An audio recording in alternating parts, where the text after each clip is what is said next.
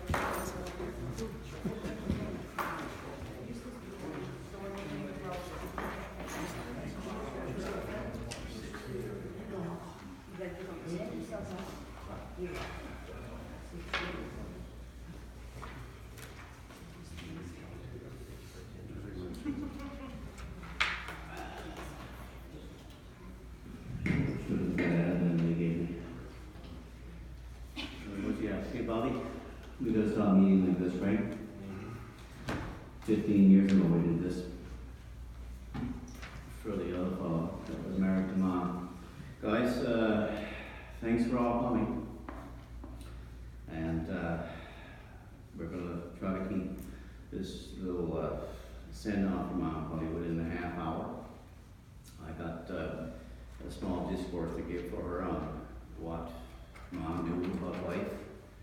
And at this point, she's not alive, so I told her we would speak for her. Thanks, Travis. You're going to speak too. Travis is going to speak after I finish this. And anybody who wants to get up after it's all over can come up and say a few words. It'll be an open mic. And we're going to try to get it all filled up within 1 hour. Anybody hear me?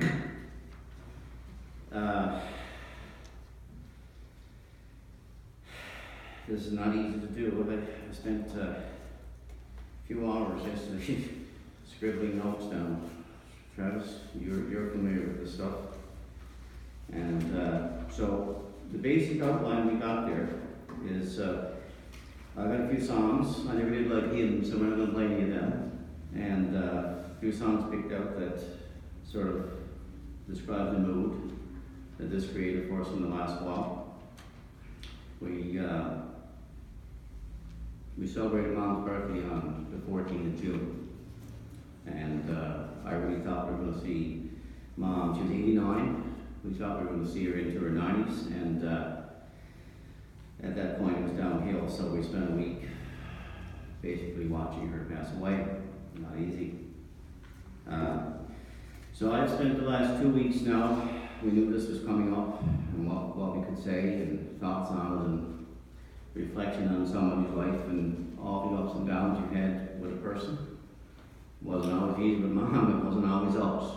So I was listening to some of my music. I listened to a lot of music, and I want to start off with an opening song that sort of set the mood for me this week. It's a bit reflective, and you guys, just have a listen. It's from James Taylor. You guys know it.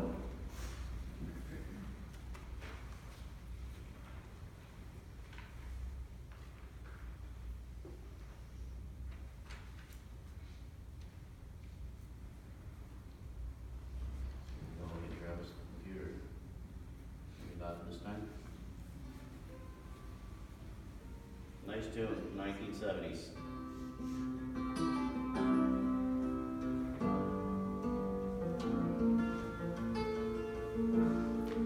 Just yesterday morning, they let me know you were gone. Suzanne, the plans they made put an end to you. I walked out this morning and I wrote down this song. I just can't remember who to send it to. I've seen fire and I've seen rain. I've seen sunny days that I thought would never end. I've seen lonely times when I could not find a friend. But I always thought that I'd see you again.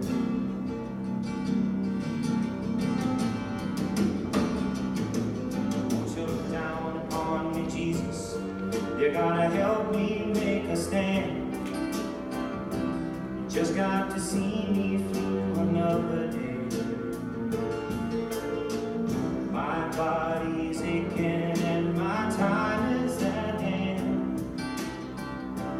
I won't make it any other way. Oh, I've seen fire and I've seen rain. I've seen sunny days that I thought would never end. I've seen lonely times when I could not find a friend. But I always thought that I'd see you again.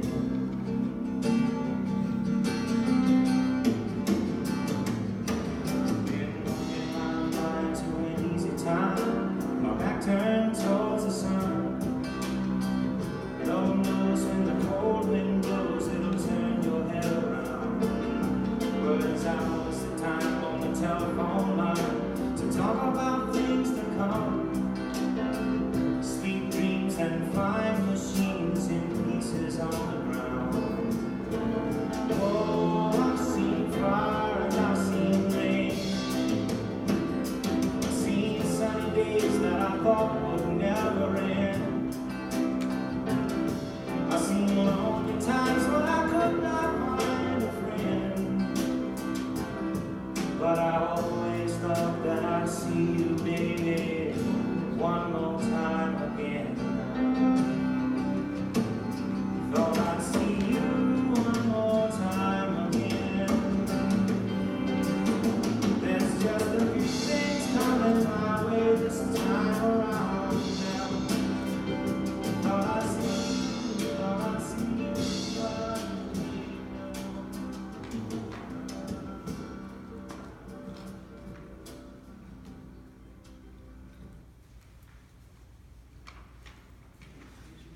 Been a while since we did this, so bear with it. I'm going to try to keep it in a logical, coherent order, okay? Yeah, I really thought I would see Mom again. More than at least one more day. So I put my thoughts together about what Mom knew about life. And so this discourse is going to be about how I hope to see her again. Mom wasn't on the stairway to heaven. That nice song of Led Zeppelin made popular in the 1970s and 1980s.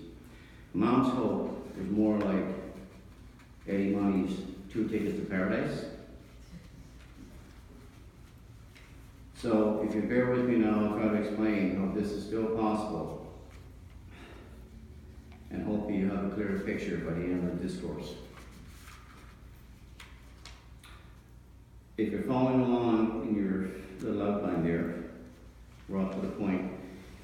The question begs to be asked when you're in these situations, why do people die? And we're not talking about the immediate cause, old age, you could say old age for Mom, sickness, diseases, like cancer. Bonnie lost a daughter this past winter to cancer, or even the horrific and unseen accidents that happen. So, I'm going to play another quick song. You guys will be familiar with this. And I'll ask you the question.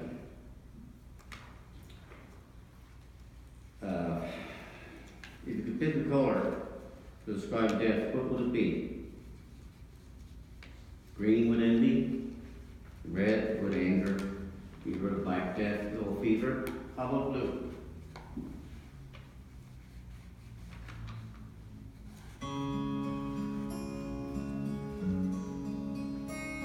Most of you know the song.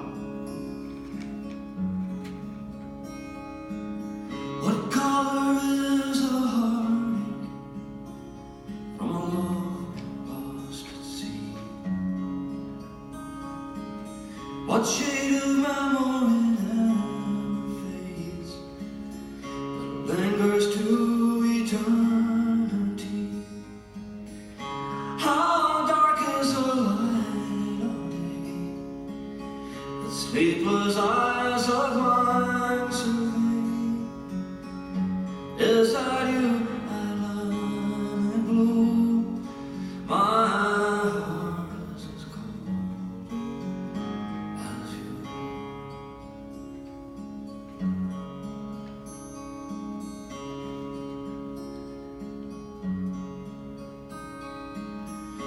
How is one heart chosen to never lie at peace? How many moments remain? Is there not one sweet release? And who's the stranger at my door to haunt my dreams forevermore? Is that you, island blue? My heart is as cold as you, as you.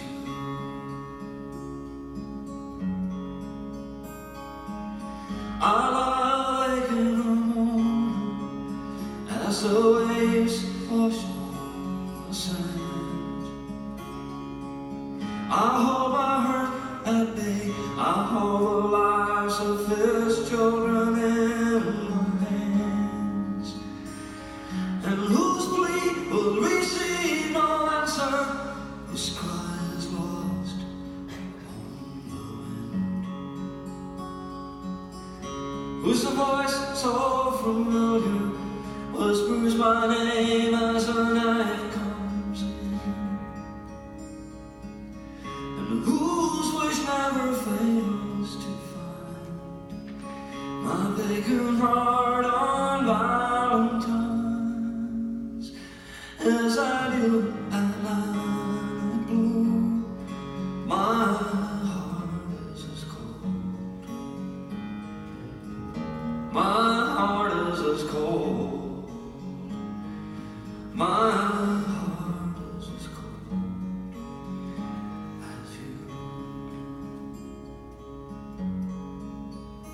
as you, as you.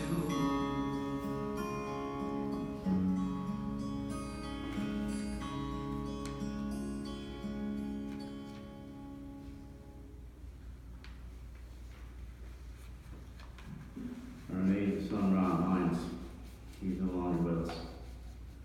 I was in Germany in 1982 when that occurred. Ocean Ranger went down, 84, 85 souls lost. Shocking. But that song is an apt description that death can bring into people's lives. A writer once wrote concerning death, death is a loss to avoid beyond all understanding. All throughout human history, it's brought one same void after another in people's lives. Cindy Burt, me and you said this week that it's like a hole in their lives now, that we don't have to visit mom anymore. So I'll get back to the question that I asked in the beginning. Where did such a terrible thing come from? How did death become part of our lives? The man Jesus, when he was on the earth, said in John 8:32, "Thou shalt know the truth, and the truth shall set you free." So let's look at some truth about that matter, and we'll quickly get off that that subject. Romans, if you got a copy of your Bible, you want to follow along. Romans chapter 5 and 12, the Apostle Paul is inspired to write concerning this very matter, and it explains it very eloquently. It says, that is why, just as through one man, sin entered into the world, and death through sin. And then it gets bad for us. He finishes the verse with, and so death spread to all men, because they had all sinned. So, that's referencing what happened in the first 3 chapters of Genesis. So now we need an antidote. Death is in the world. It's going to take every one of us at some point. And the antidote was prepared in the beginning by the Creator. Adam and Eve were sent out of the Garden of Eden. The other being that really caused it all was left to rule. And then it took 4,000 years for the antidote to be produced, the Messiah, born to the nation of the Jews. Me and Travis were in Israel in 1986. We've seen a lot of this still over there today.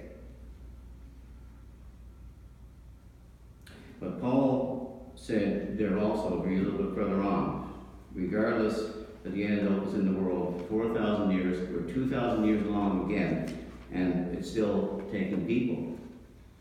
So he said, yeah, it's still ruling as king.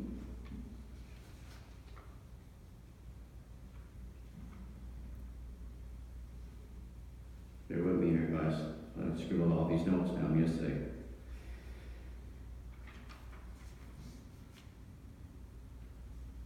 So that's basically the basic explanation of how and why people die.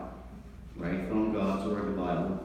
You got your King James Version, you got the New World Translation, you got 4 or 5 right there if you want to check it. So, is there a way out of this? First of all, there is, and we're going to lead to that, but let's try to find out where Mom is right now. We were here the other day when we had the cremation, and me and Travis and Cindy Burt, and John Bannister out there said he does a number of these things where he put people into the crematorium, turned into ashes. I prefer this anyway. I don't like the big old laid-out coffins and everything.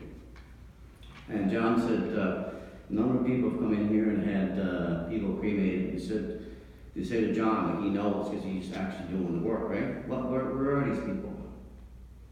Where are they gone? What's the answers now? What did you say, Travis? John said, you're asking the wrong guy. Well, there is an answer to where Mom is right now. Let's move to the next part in the dialogue here. What is the condition of the dead? If we should end up like this, what is the condition you will be in?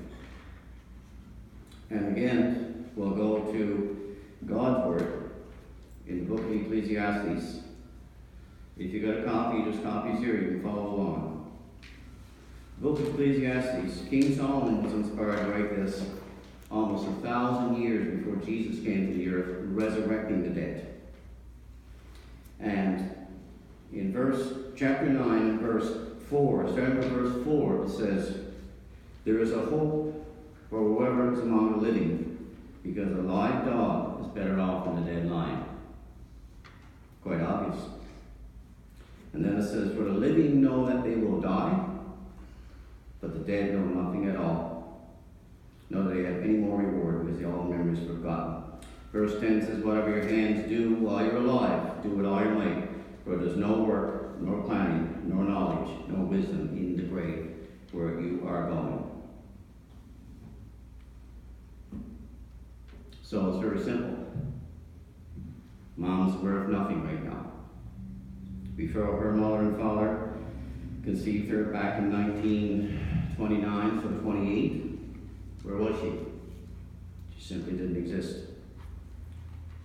The same as when in 1960, before the 2 lunatics there, Leonard and Elizabeth got together and produced me. I didn't exist. Me, you became 62. Oh, sorry, Bonnie. Some of my dates are off a little bit, guys. A little sketchy on some of the details. So this is how the Bible describes death. It's just a state of non-existence. Some people think it's a transference off to another realm automatically because you were good. And we won't even talk about what some of the churches of Christendom say you're bad where you're going. No need to. It's sort of like that candle lighter. If I go over now, well, I won't do it on that one, it's a pretty big flame, and just go and put that flame out. Where does it go? Does it go in the back and light another flame? Does it go out and light a candle in my car? No. If I had a colleague here, Cindy, she's 6 years of age, she would say, "It's simply gone, silly. It don't go anywhere." So, people would say to them, well, that's it. We live and die and it's all over. It's interesting that when Jesus came to the earth, he referred to the dead in John chapter 11 as like being asleep. Most everybody remembers that account. Jesus resurrected 3 people from the dead. There's 8 resurrections in the Bible. 2 in the Old Testament. Paul and Peter resurrected people after Jesus was gone, and Jesus resurrected 3 people. Jairus' daughter, the widow's son from Nain, and the biggest one is John chapter 11, where he resurrected his friend Lazarus, who had been dead 4 days. If you got a copy of your Bible, follow along. So Jesus was here describing to his disciples, he's going to go visit Lazarus. So he said to them, after these things he said, "Lazarus, our friend, has fallen asleep, but I am traveling there to awaken him." The disciples then said to him, "Lord, if he is sleeping, he will get well." Jesus, however, had spoken about his death, but they imagined he was speaking about taking rest and sleep. Then Jesus said to them plainly, "Lazarus has died, and I rejoice for your sake that I was not there, so that you may believe. But let us go to him." So if you follow along there, he's been dead for 4 days, and Jesus did actually resurrect Lazarus. That is the hope for the dead. That is what the Bible teaches. The hope for the dead is a resurrection. Mom will now have to wait in Sheol until the sovereign Lord of the universe decides to resurrect her. And the man, if you go to the book of Job, Job was a good man, suffered a lot, actually wanted to die, he suffered so bad.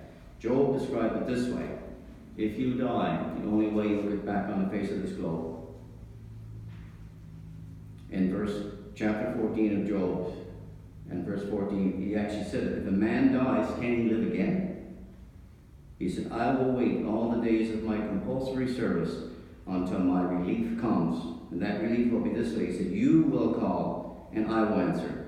You will long for the work of your hands." So, Job is saying our life after this happens is connected with whether the Almighty of the universe can bring you back. Jesus proved that can be done. And it's interesting that Jesus is the only one who's still alive of the 8 resurrections that performed. Everyone else died again after. So here's where Mom is going to look at where is the resurrection going to occur. That's the next thing people get confused with. Because as we know, the churches of Christendom teach all the people are going to heaven when they die, and we won't talk about where bad people are, and then there's other versions of the halfway points and everything else. But the Bible makes it clear that if you end up in this condition, we are going to need our Creator to bring us back. And people are confused about where they're going to come to, too. They're going to come back here. Mom believed in John Milton's poem, the British poet from the 1600s. He wrote Paradise Lost. And then, of course, he wrote the other one, Paradise Regained. And it goes back to Genesis. The paradise was lost, and he's going to regain it. That's exactly, and this is what Mom believed in. Mom had no concept of heaven or life whatsoever. And neither do I. Remember, Jesus said to the evildoer on the stake with him. There was 2 hung up with Jesus and crucified. And they were there in front of the Roman soldiers, and one was saying, if you're really the Christ, save us and get us out of here. He had the power of the Creator behind him. And Jesus, the other ones rebuked him and said, we deserve to be up here and deserve to die. You shouldn't be picking on this man. He said, Jesus, remember when you get into your kingdom. And he said, in Luke, you will be with me in paradise. So that should answer the question that if you need a resurrection, where are you going to be resurrected to? Back onto the face of the globe. It's going to be, going to obviously have to be in the future, because we're down to the when now. When will it be? And I'll use John's words. I don't have the answer to that. Apparently, we are in the last days, and the way the world is going right now, the scientists are saying we're going to destroy the earth. But I'll show you something.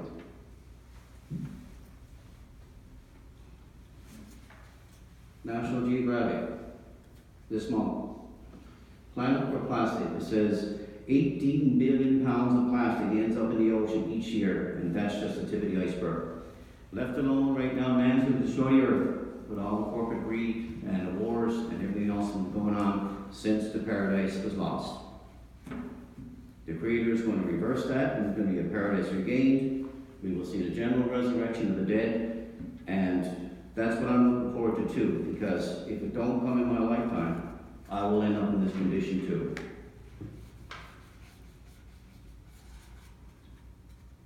It's a great hope. I don't know how much Mom believed it at the end, because she learned it quite a while ago. And different family members of mine know about what I'm talking about here. I'm looking forward to that. And so I'll conclude with that part. In the New World Order, we got a vision of 1,000 years out already. But we'll go to Revelation as the last scripture I'm going to use. It's a beautiful piece of scripture. Everybody should vote for this. Revelation chapter 21 is right at the tail end of the Bible. And it says, when this New World Order occurs on the earth that all of us can participate in, it said in verse 3, with that I heard a loud voice from the throne say, look, the tent of God is with mankind, and he will reside with them, and they will be his people, and God himself will be with them. And he will wipe out every tear from their eyes, and death will be no more. Death will be no more. It's a great hope. I'm looking forward to that. So, I'm going to conclude my part here now. I have one last song to play. We really struggled to keep. In the last week, Mom died. It was rough. And I told her we would change it if we could. So I told her, I said, you got to have the hope now going forward. We'll speak for you. That's what I'm doing today. So, it's not goodbye, Mom. We're just going to say so long for a while. And then we'll see you in the future. Hopefully all of us will be there too. So I'm going to give her her ticket to paradise now.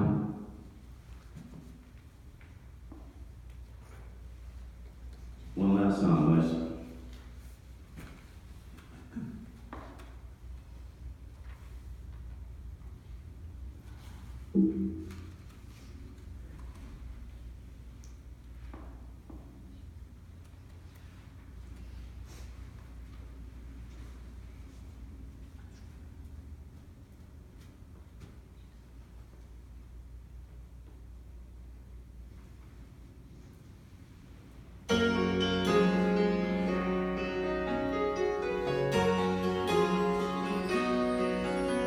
Well, you woke me from a dream about you, just to say that you were leaving. I'm sleepy, but I thought that you said our love never lasts forever is ending. Well, before you walk out of my life, would you be especially quiet? Don't you let my heart know that you're leaving. Don't you say another word of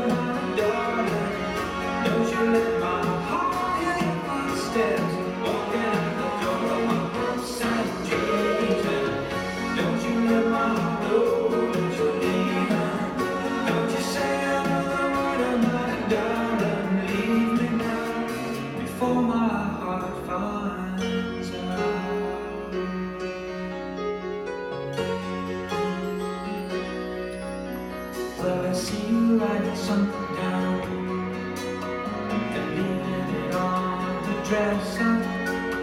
The tears in your eyes look a lot like mine, but I guess it's all for the better. Well, before we say our last goodbye, baby, won't you hold me just one more time? And don't you let my heart know that you're leaving. Don't you say another word about it, darling. Don't you let my heart hear your footsteps walking out the door of my hopes and dreams. And don't you let my heart know that you're leaving. Don't you say another word about it, darling. Leave me now before my heart finds out. Leave me now before my heart finds out.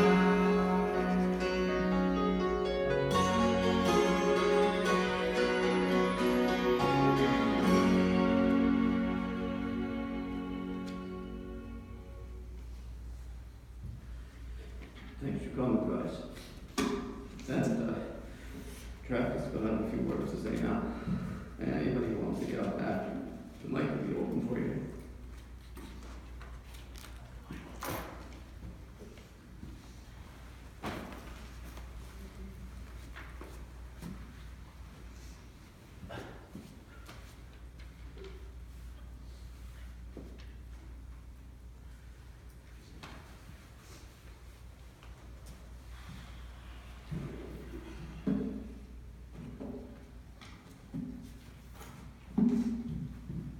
This was hastily put together, so if I ramble, I'll apologize in advance. And being an eco guy, I didn't print it. I put it on my computer. My car.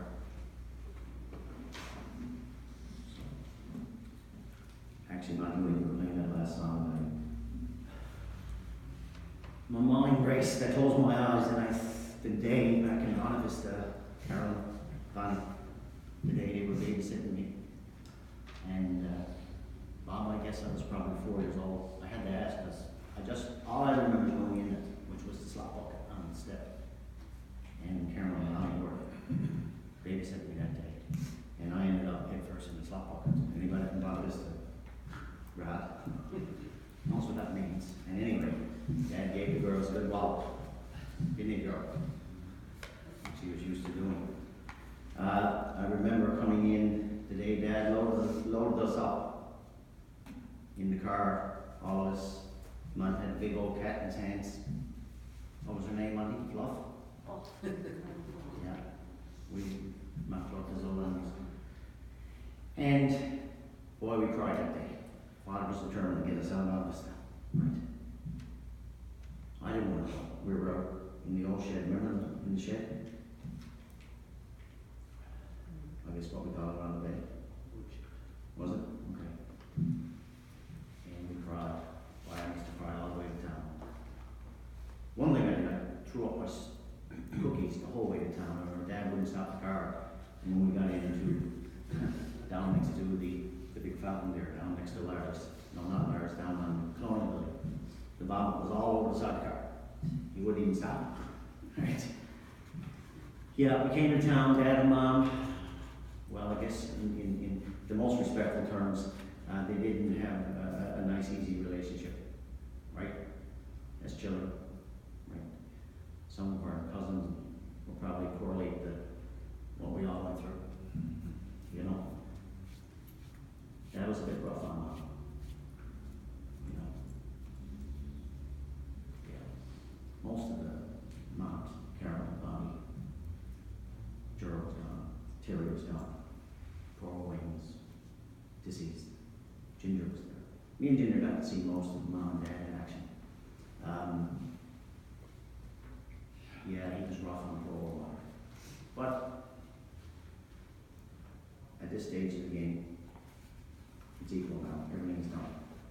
If you took the religious side of a memorial service, I spent 9 years studying Jehovah's Witnesses. I'm not going to take that route, but even though I still try to bring in a few things that matters to me, as far as I'm concern at death, you're neutral. All your good, all your bad, you're going to stand before whatever you want to call him, whatever you call your God. And I watched Mom and Dad try to behave as husband and wife. And you know, Mom, she always protected the children. I can still see her. Actually, I just flashed back there in the seats then. I won't recollect the story because it's too nasty. But Mom was always, protecting, the children from father. So, Mom was gone to the military, and me and Ginger, I guess I spent the most time that you can remember with your mom. And for me guys, I don't have to go to a memorial service to be sad. I tell people now, I said, listen, we're all struggling in the world. We all got issues, problems that we're, Scotty, you lost your parents, right? Uncle Harry and Leonard, boy, I'm dead tape, but they get scrapped, right? The day Barry came into the house, Gerald, on Oak Street with the shotgun, and Dad and Harry were fighting in the kitchen and tried to grab the gun from Barry and shot him. And me and Mike were sitting on the step, and I just stepped up off the step and bang, through the bullet come through the door on Oak Street.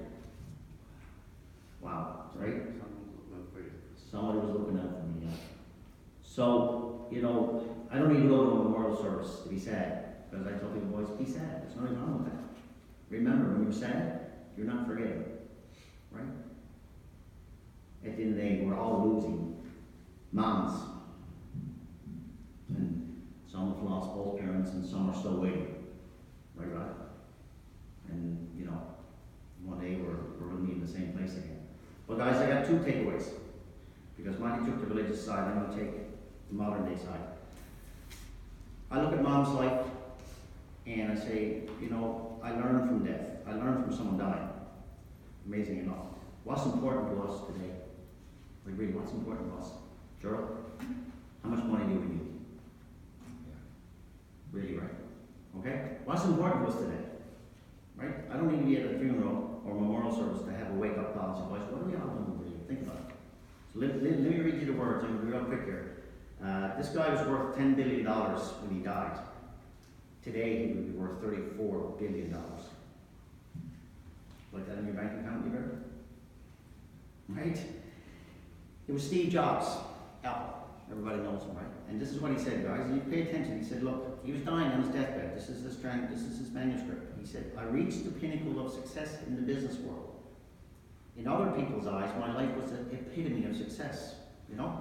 Anthony Bourdain, Kate Spade, Robin Williams, Michael Jackson, all the people that we know that have lost their lives for various reasons.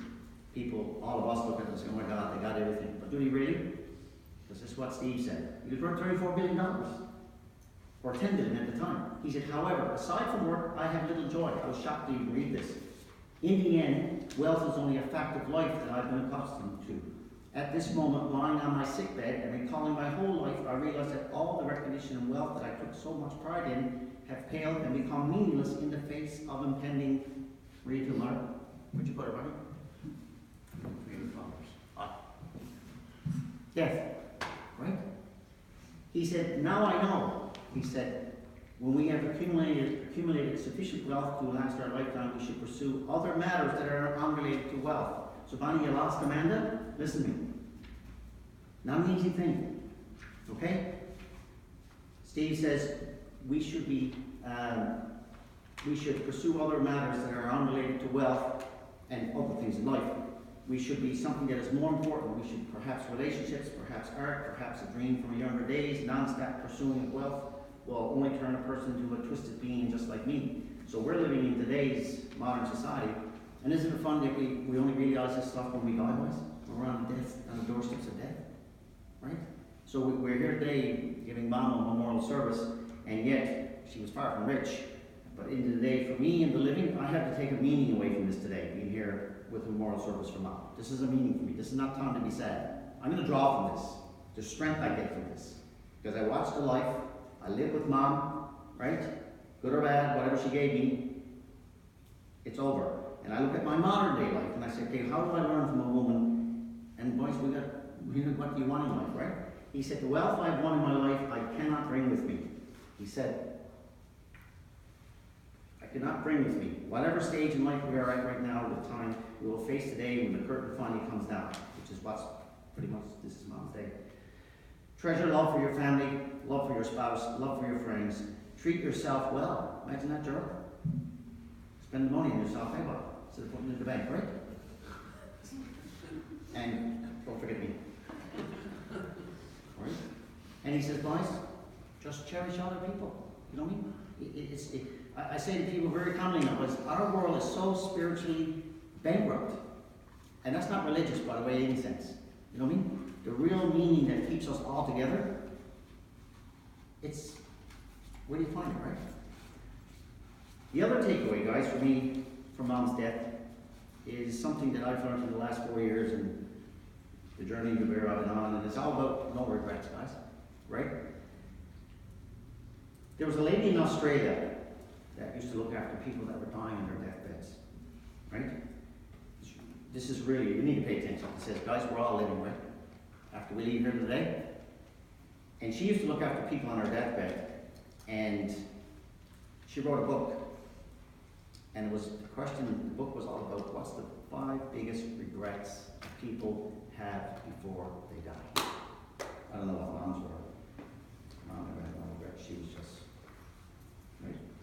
You know? I remember Mom telling me a story when she was pregnant on Carol. Mom's regret, she said. I said, Mom, you went and got married, right? Oh no, he drove up to Stephenville, he got me, he said he forced me to marry him. And she would joke, say, I don't know why I married him. Well, you know what? I'm glad she did, because amigos here. And I'm going to live my life with no regrets. And guys, I'm just going to list them off. But she wrote a book, and she gave up the 5 most common regrets that people have in their lives. See if you fit them. Okay? And this is the takeaway here today. She said, people regret, I wish I had changed. I had the courage to live a life true to myself, not the life of others expected of me. Right? Number 2, I wish I hadn't worked so hard. No, girl? You there? Rod? Mont? I don't know anybody else is working for it, so I can't really say. Got it? Oh, yes. Number 3, I wish I had the courage to express my feelings. Number 4, I wish I had stayed in touch with my friends. It's something simple as that, right? You know your friends. You pick the phone, boys, when you go home and say, you know what? How you doing? Huh? Who's this? You're alive? Yeah, your friends, right? Because right now, Mom's got no friends. She's, why is it finito, right? Number 5. Well, this is, how do you put Ted on this one? I wish that I let myself be happier, right? Now, I'll just make the comment on this one. This is surprisingly the common one. Many did not realize until the end of your life that happiness is a choice. They had stayed stuck in old patterns and habits, and the so-called comfort of familiarity overflowed into their emotions as well as their physical lives. Fear of change had them pretending to others. How often do we do that, right? And to themselves that they weren't content. Well, that's 2 takeaways. What's important? Right? I wish I could go abracadabra and say, Mom, you're back. I can't. I just, like I told her in the room there 2 weeks ago, Mom, you got no pain, no worries. You don't have to worry about payments. You don't have to worry about your mother or anybody fighting with you, blah, blah, blah. And I said, guys, live your life with no regrets. The second thing. Really, think about it. Right? We're all suffering. So in closing, because I know you guys got important lives to live, the way I want to end this today, guys, is how do I honor Mom? Maria, I live with Mom. Okay, I'll say it. I was in junior high, going to high school. And this particular day, we were living on White Street. And Mom was there. And I can still see the tears in her eyes. You know, a police car showed up with social worker. Right? Ginger wasn't with me. Ginger's not here today. And they were there to take me and Ginger up to Harvard Road that burnt down to process us, to put you out in a foster home. Imagine that. Yeah, I was just about to swear because how do you put yourself through that? I can still see Mom crying there as the car was leaving. Horrible, guys. But I got through it. We were pushed out in the foster home that summer. So how do I honor Mom today in my mind? We were in there 2 weeks ago, and Mike was there, and he said, guys, I've never done this before. 21 years. Thanks for the experience. Right? We gave Mom what we felt was symbolically, a send-off, and we introduced her to a final resting place, the cremation. And Mike, the guy in here with Barrett's, he said, Travis, he said, we were talking about death, and all these issues we talk about seem at these places, but we never talk about it outside of it. And he said, Travis, and he pointed at Mom's cardboard box, as simple as life was going to be. And he said, if that is all still life, he said, I got some serious questions. Really, what are we doing here, right? So, when I think of Mom, there's two things. Mom loved the music. She loved to dance. Her and Karina Peel over to the old happy side, right? Anybody know Mom Vista? Huh? Right? Those girls, I'd say, wore out shoes over her. Right? So I think of Mom, there's two things to think about Mom. Music, right? It can unite the world, and dancing, people are happy, and that's what my flavor of Mom I've left. And I remember on Mullet Street, when I got back out of the foster home, and we were up there one night and I was doing something. Mom had the music on the whole day. And all I could hear was the Harley hits, right, Scotty? Oh, and the Charlie Croc. And you know what? And I went in the room and took the record off the record table. And around the corner she came with the broom, and up with the broom and she whacked me. And she broke it off. And she used words. She used words to say, you little eek. Right? I deserved it, and that's okay, Mom. I get it now. Right? Because see, what Mom was doing is what the world don't do, and what most people don't do. They don't stand up for what they believe in. And when I say to people, if you can't stand for something, you can't stand for nothing. So in fitting, I'm going to close this memorial service of Elizabeth with a song. Okay? Mom loved to dance. So the song I picked out for, I hope you can hear it from here, guys. Now, my wife says I'm a bit of a crazy guy. I'm a kind of like an out guy, right? Okay? How did the dance on that? I got the conch. Okay. Okay? And this was just something popped in my head, guys, because the night Mom was dying, minutes from her breath of death, last breath, same thing happened. I thought of a song, and I put the song on YouTube, and I put a song next to her head. And the song was by Garth Brooks again. It said, tomorrow never comes, because you wish, all our lives could freeze frame, and you would hope tomorrow never comes, right, Joe? Because you don't know what it's going to bring me. And today, I'm going to play a song for her. But what I would like you to do, if you're not too shy, right? Carol, you don't have a woman. And the girls can dance together because that's acceptable. If you don't mind, for Mom. This is for Mom, guys. Okay? I'm going to play this last song. And we're going to have the song by Garth Brooks called The Dance. And Mom will be happy. If you want to, I need you to do this, boss. Right? Let's have a dance to the song. Have you ever danced in a funeral home at a funeral before? Scott? Well, let's do it. Let's turn the tables over and let's say, there's the crazy guy. If you feel shy and you got bad knees, well, that's okay. Come on, grab Cindy. Come on. Guys, you bear, Rod, Sandra, Sin, thanks for looking after Mom, Scotty, Roberta, Mr. Monty? Jim Everett. Carl, Bob, Millsop, right? Who's on the strip today, right? Yeah. Let's play the song, guys. If you feel embarrassed about what I'm asking, that's okay. I'm going to get my wife to dance because it's important. One last song from Mom. I'm going to give her last song.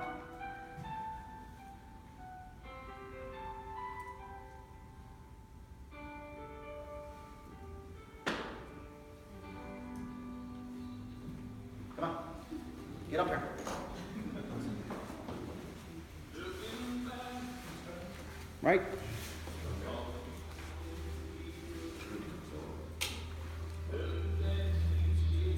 Be happy, boys. Don't be sad. Right?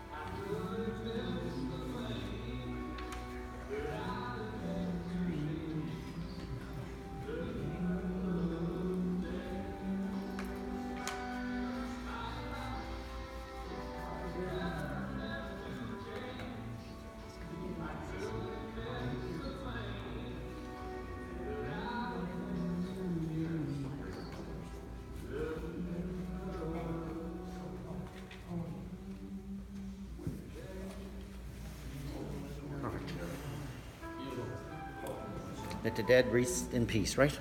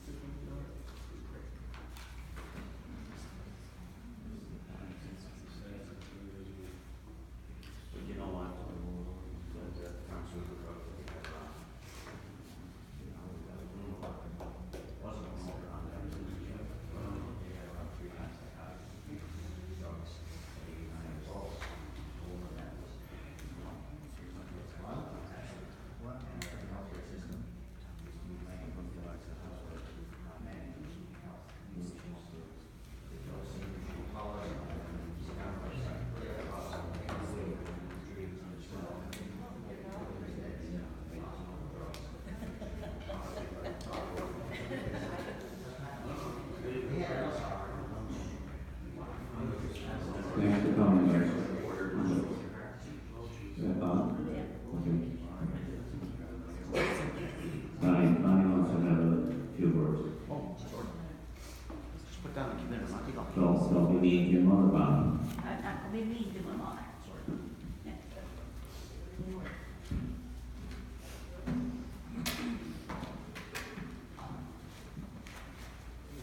I was never mean to Mom. She was maybe mean to me and everyone else. But we treated her like gold. And that proved the last week that she was alive, that a gentleman treated her like gold.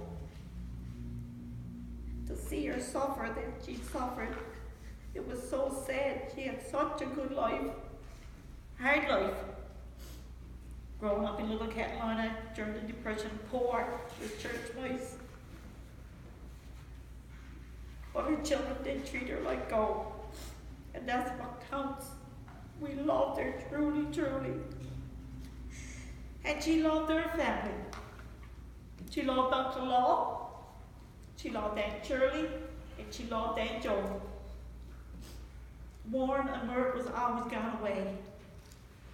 But the other four, they was always there. Whether she got mad and got cops on them, like she done with all of us, she still loved her family. She was the oldest of the family. And Joan and Shirley and Law and Mom were like that. And that shows that the day that we had family show up for us. And I'm so proud of this. So proud. And she would be too. Scotty and Bernice, Sandra and Sherry, that they showed up for her funeral. She certainly would have been very proud. I got to say thank you very much. And I got to say that I loved her to midlife. And she looks just like the Queen Elizabeth. And do your funny queer thing, you know. They say, Marilyn Blue, you would always be true. That was never true with Mom. But she tried, and she tried to make it with Dad, and that's all counts. And her life is over with now, and may we get to meet her another day. Good morning, my love. Thank you. And thank you for Monty and Cindy and Carolyn for being there for the last 4 days, which was hard to see. Thank you, guys.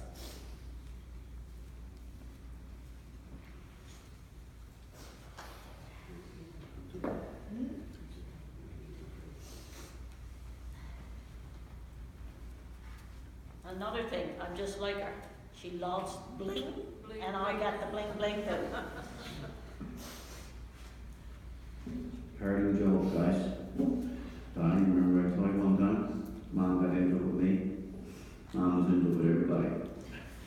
But we all forgive her, and that's the main And I thing. said out loud, he said, Monty, you don't know you're old man ass in the ground. And I said, Mom, I don't like you saying that for starters. If you want to say it, get it right. Right? Guys, thanks for coming. Enjoyed all you being here. Thanks, Travis. Thanks, Bob. So if there's no one else going to get up and say anything, we're going to conclude it. You can kneel around for a little bit if you want, or we'll see you another time. Hopefully not on this kind of occasion. I have a lot of tickets to Paradise here too if you want.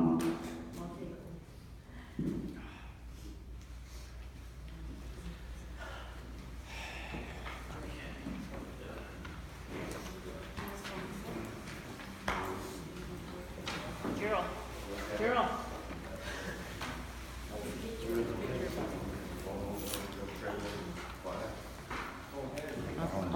I'll see you. I'll get your picture. I'll get your picture for later. I'll bring it up. Okay. Okay? I won't forget you. I'm not gonna go over to Monty's. Mm-hmm. It's up to yourself, my son. Yeah, because if I do that, I may be tempted. Sorry to hear about your mom. Huh? I said I may be tempted. Denise and Rod. Who went to school with Travis? Oh, wait. Your parents are. Yeah? Where Aunt Shirley grew up. Where Aunt Shirley lived too. Couple doors down. Yeah. Yeah, that's their case married and Regina. Yeah. Yeah. Just a couple doors away where they grew up. My Yeah. father's from Lake Marsh. Oh, well. So do you live in Boston? Catlana. Oh, you live in Catlin. I worked in Boston. Oh, is that right? Oh, okay. I see on the road. Oh, yes. Mom loves Scotty. Scotty? Yeah.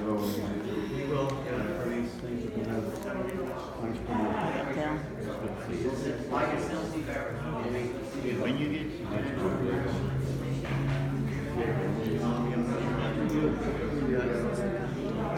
Thanks, guys.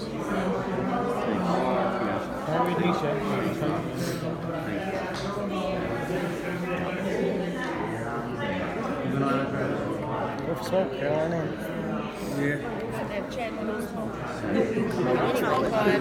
You don't smoke, but you always come up and And I had a smoke. What else? No. You know you never smoke. 986. You get together. I've changed phones a few times, right? Yeah. We had, see, okay, 986. 986 986 9447. 9447. Yeah. Okay. Send me a little text now and I'll know. I'll I put my will, name yeah, in the and we'll Get touch together. base. Yeah. Get together. Yeah. Yeah, we will. You and Sherry and your other sister, what's her name? Vicky, yeah. She had to work on that. Yeah. She was on there. Yeah. This is off now, right? Yeah, man. Is it off or not? No, we're gonna let you into it.